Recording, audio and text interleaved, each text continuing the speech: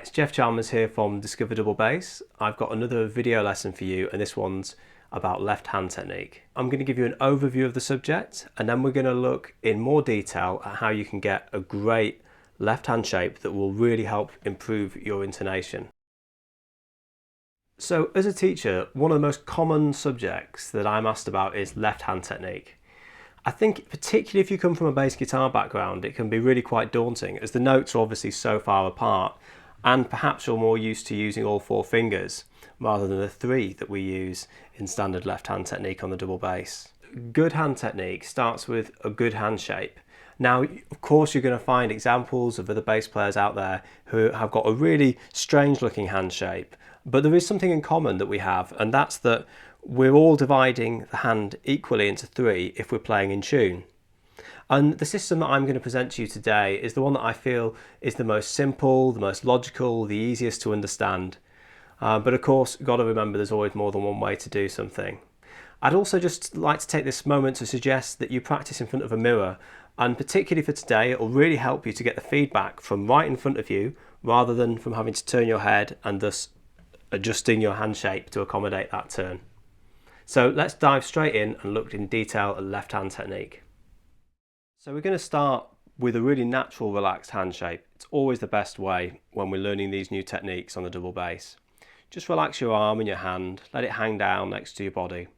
And you'll see that it comes naturally into a kind of gentle curve. You don't sleep with any of the fingers extended, you don't naturally do that. Now this is what we want to kind of use, this kind of hand shape. And when we bring the hand to the bass, you can see it's really very similar. And we try to keep the natural arch, and the key to remember is that we don't squeeze the neck. We use the hand and the arm weight, and I can feel it going all the way back to my shoulder, and the weight transfers through the arch of the fingers into the fingertip. So just have a go at playing a note. It doesn't matter about what the note is. Let's just play anything. And what I'm doing is I'm focusing ever so slightly on my little finger. However, it's really the weight of all of the fingers that's keeping the strings down. It's a different feeling to this where I'm pushing with one finger and all the energy is going to the string that way. It's the whole arm, the whole hand weight naturally going through all the way from the shoulder. And I just put my attention, my focus into the finger that's playing the note, in this case, the little finger. So if I did it with the second finger, just, don't worry whether the note's in tune, just play the note and have a look. And there's a few things that might be happening here. You may not be using the fingertips. Perhaps you're playing like this, and the string is being pushed down with the soft, fleshy part of the fingers that you use to give a fingerprint. And if you have a look, I'm just going to lift my hand away from the bass. I was pushing down there a moment. It may well have left marks, and you can see the marks are on the fleshy parts of the fingers. Now what I want, if I was playing normally, and maybe I'm just pushing down to simulate what it would be like, I move my hand away, and you can see the marks are now nearer the fingertip. So that's the way that the fingers are arched and the power goes into the string. Let's have another look in a bit more detail at this shape here. One of the mistakes that you may be making, in addition to using the wrong part of the fingers, you might be collapsing at one of the knuckles. So really make sure that these knuckles that the finger has a full arch. Don't let them collapse down like this. And in fact, it's a good idea, pick a note anywhere on the bass and try pushing all the way through it, like you're going to push the bass neck in half, and then collapse at the knuckle. And you can feel the power disperse. That's not the most efficient way to use the finger. So you want to try and maintain the arch and not collapse at the knuckle. Also, try to avoid raising the fingers away, because then you'll be pushing essentially in two different directions at once. The exception to this is if you're doing vibrato, which is something we'll talk about later, where you may wish to relax the hand and release the fingers a bit, but that's not what we're doing today. We're just trying to get a natural playing position. Many of you will have come from a bass guitar background where you're more used to using four fingers on the bass. Now on the double bass, all the way up to thumb position, we only use three fingers. The first, the second, and the fourth. So we omit the third finger. The way to get the right hand shape is always to go back to that relaxed shape, put your hand on the bass, and then gently extend the gap between the first and the second fingers, because that's That feels a little alien at first, and many teachers traditionally will try and simulate how big that gap is by putting objects in between the fingers, bottle corks, tubs of rosin, matchboxes, that kind of thing.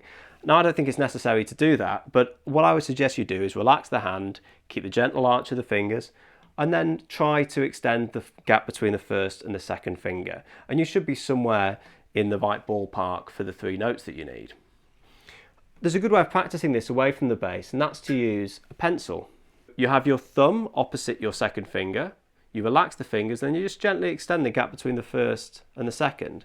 And I think if you can do that, you'll go a long way towards being able to do it on the actual bass as well. It'll help you. Just while I've got the pencil in my hand, it's quite good to demonstrate what happens to the third finger. When you're playing the second finger, you've got to retract the third slightly. And when you use the fourth finger, the third goes down with it. So it's completely relaxed and just basically kept out of the way. But when all the fingers are down, it keeps down. That way you're not lifting it up and pushing in 2 different directions at once. The position of the third finger is naturally just between the second and the fourth. However, if you like, you can kind of twin it up with the second finger. I quite often play that way. But I wouldn't recommend joining it to the fourth finger, as it's a really awkward stretch to do that. When you're in the higher part of the neck, say for instance, around here, you can see the fingers really do get quite close together. But I'm still thinking of the third finger as being completely relaxed. Let's have a look at the role of the thumb. It remains roughly opposite the second finger.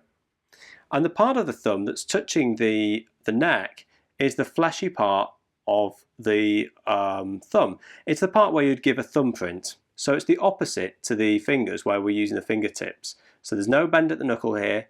It's passive, it's going up and down, and it remains behind the second finger, and you're not squeezing the neck.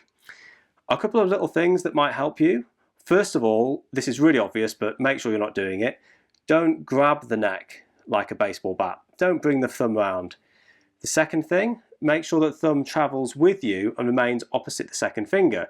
Don't let it trail behind like this. And lastly, this is quite useful. If you're playing on the G, if you're playing notes on the G string, your thumb is still opposite the G, and which means it's further round towards the E side, if you like. It's opposite. And if I was playing on the E string, my thumb would be round further towards the G string side. You see what I'm doing here? G string, E string, G and E.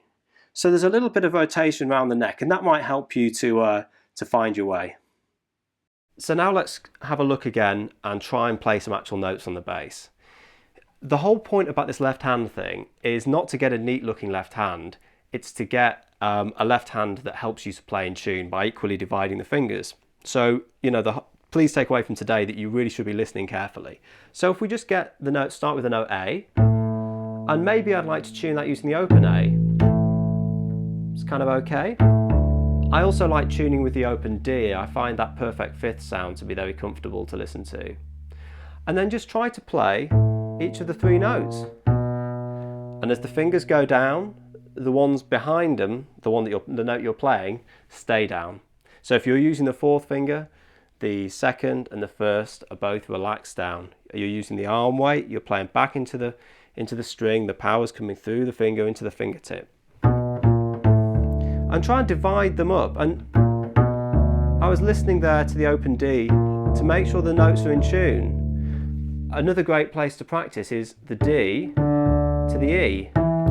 So you've got D, D sharp, E. And just listen very carefully to make sure that you're dividing the hand correctly and that it's in tune. Because all you need to play in tune is a great hand shape, be able to shift, which we'll talk about in another lesson, and be able to make good adjustments by listening carefully. There's one more place, just before we finish, that you can try. Between the D and the C works really well. And I'm listening carefully and trying to correct my tuning as much as I can. I just want to summarise the main points of the lesson for you. The first thing that I keep banging on about is to relax the hand. really come from a relaxed space. It's not squeezing the neck, there's not a lot of pressure. The other thing is that you're keeping the fingers nice and arched. You're not collapsing at the knuckle, and you're not raising fingers away from the bass. You're keeping your thumb roughly opposite your second finger, and you maintain that position as you move up and down the bass neck. You're using your hand and arm weight to play the note with a little bit of focus in the little finger, and you're dividing the hand into three. And one final suggestion I have for you, and I've mentioned this in previous videos, I really recommend practicing in front of a mirror. If you have a mirror, you can get some instant feedback on what you're doing, and you'll be able to eliminate a lot of the problems that you're having straight away.